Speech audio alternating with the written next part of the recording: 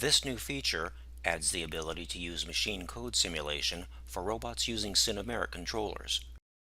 The advantages of machine code simulation compared with toolpath-based simulation include validation of the posted output itself and an accurate representation of time during the simulation.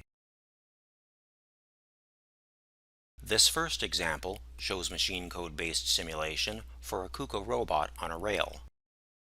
The machine code-based simulation option is new.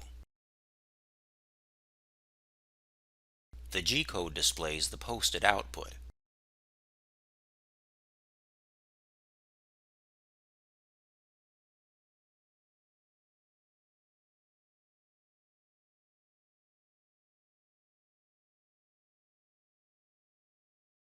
This next example shows machine code-based simulation for an additive machining KUKA robot with a 2-axis positioner.